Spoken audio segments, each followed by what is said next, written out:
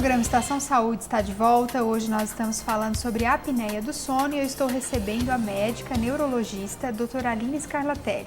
Ela é especialista na medicina do sono. A gente já conversou sobre o que é a apneia do sono, né? Até esse tema foi pedido por uma telespectadora que tem esse diagnóstico, que sofre e que gostaria, né, de ouvir mais informações sobre. Doutora, lendo a respeito também do assunto, eu vi que tem criança que tem, né? E como fazer o diagnóstico em criança? É igual no adulto? Então, a criança é um pouquinho diferente, assim. Em geral, a criança, o tratamento, por exemplo, da criança, muitas vezes é cirúrgico, é tratar a rinite alérgica, é tratar o nariz. Em adulto, né, salvo nos casos que você tem uma apneia leve, o paciente tem uma alteração muito grande na adenoide, tudo isso, em geral, o tratamento não é, o primeiro, né, assim, dependendo de caso a caso, não é, a maioria não é cirúrgica, né, mas em criança a maioria é cirúrgica. E criança muitas vezes não tem que fazer polissonografia. Só da mãe fala assim, olha, minha criança ronca, ela acorda a noite inteira, porque uma coisa curiosa, Gabriela, é que criança não fica com sono. Então, o diagnóstico diferencial de hiperatividade de criança é a apneia do sono. A criança fica tão irritada dela não ter dormido bem à noite que ela fica agitadíssima. Então, é aquele menino que não para na escola. E aí, na hora que você vai ver, é uma criança que tem rinite, é uma criança que tem uma adenoide grande ou que tem uma amígdala grande, que você opera e resolve o problema do paciente. Então, às vezes, nem precisa de fazer a polissonografia.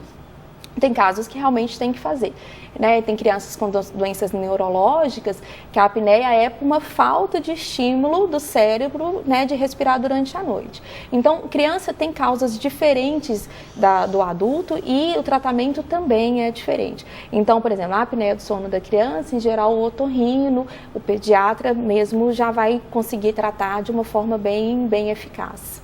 Tá? E a questão do diagnóstico no adulto? Aí tem essas questões que a doutora falou. Precisa da polissonografia. Isso. E o tratamento, doutora, para ambos, né? Da criança já ficou claro que mais é um conjunto, né? Isso. Às vezes quando o pediatra, o otorrino não conseguem, até encaminham para essa especialidade. Mas e o adulto, doutora? Como fazer esse tratamento? O adulto aí depende do grau. Primeira coisa, né? Quando eu ronco, eu preciso de determinar, a gente precisa de determinar se realmente é só ronco, se é um aumento de resistência da via respiratória, que é um diagnóstico ali intermediário, ou se a pessoa tem apneia. Se tem apneia, qual é o grau da apneia?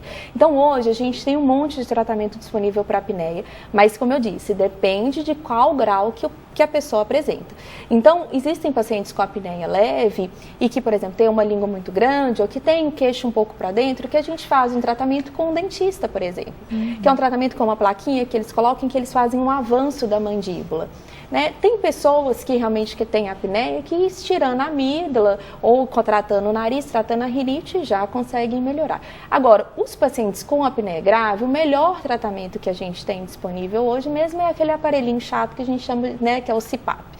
Chato por um lado, mas a qualidade de vida que ele traz, os benefícios que ele traz para o paciente é muito grande. É grande a ponto dele não se importar de dormir com o aparelho. Porque você imagina uma pessoa que durante anos e anos não consegue...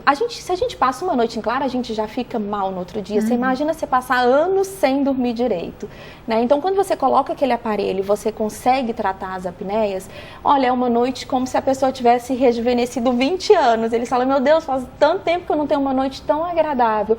Porque o aparelho não deixa fazer essa restrição, não deixa fechar a via respiratória. Então, a pessoa consegue dormir, consegue aprofundar o sono, consegue restaurar, né, a função do sono. Uma delas é restaurar as funções, é fazer a gente descansar. Então a pessoa consegue descansar durante a noite, né? Então assim, o tratamento varia muito. Então tem essa plaquinha com o dentista, tem tratamento com fonoaudiólogo, né? Sempre passa às vezes esses tratamentos que você faz como se fosse uma musculação, né? Lógico, não é muito bem isso, mas que você faz um aumento do tônus dessa via respiratória com fonoaudiólogo. Então tem tratamento com fono. Existem casos que são cirúrgicos, né? Existem casos que a pessoa tem o queixo tanto para dentro que você consegue fazer o avanço. Então cada caso ele é avaliado, depende do fator de risco. Às vezes, de perder peso, você já resolve, né? Então, tem vários fatores. Agora, o tratamento que a gente conhece, que a gente associa muito à apneia, é o CPAP.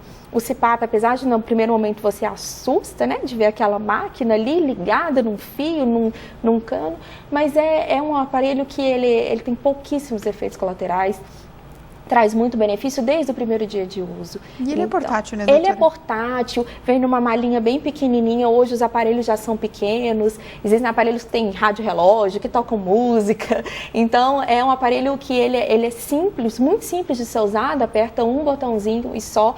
E os benefícios que traz são enormes, né? Só de reduzir a sua chance, né, de ter um infarto, de ter um AVC, de morrer durante a noite, acho que isso aí já não tem preço, né? Já faz toda a diferença. Não tem beleza que não pague esse preço. Verdade. Doutora, em relação à dica final, né, para a gente encerrar, para quem está nos assistindo, qual a dica que a doutora daria em relação a essa questão do sono, né? Sim. Mesmo quem não ronque, quem não tem apneia, né? E já aproveitar a oportunidade para a doutora dizer onde a senhora atende também, para quem está nos assistindo. Eu acho que a mensagem principal é que roncar não é normal.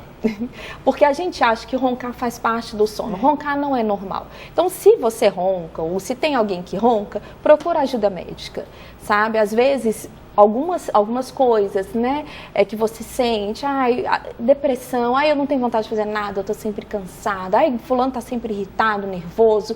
Às vezes pode ser sintoma de uma doença do sono, às vezes pode ser porque não tá dormindo. Então, roncar, acho que se fosse assim, a frase final, roncar não é normal, tá? Não considere como normal o ronco. E procurar atendimento médico, procurar ajuda para fazer o diagnóstico correto e fazer no diagnóstico que você faça o tratamento adequado. Acho que essa é o principal. Que bom. E onde é que a doutora atende para quem ficou interessado que está nos assistindo? Eu atendo lá na Clínica Provida, então se precisar, qualquer coisa eu estou à disposição. Doutora, muito obrigada. Imagina. Tenho certeza que para a nossa telespectadora que pediu e para quem está nos assistindo que foi esclarecedor. Imagina, Gabriela. Vou esperar para conversarmos mais. Com certeza. O programa Estação Saúde de hoje encerra aqui, né? Mais uma vez com o look da Juliana Moda. Se você gostou, vá até o Instagram e Facebook. Mais uma vez em oferecimento da Renata Calçados e da Rafir também, que tem cuidado do meu cabelo. Muito obrigada pela sua companhia, pela sua audiência e até o próximo programa.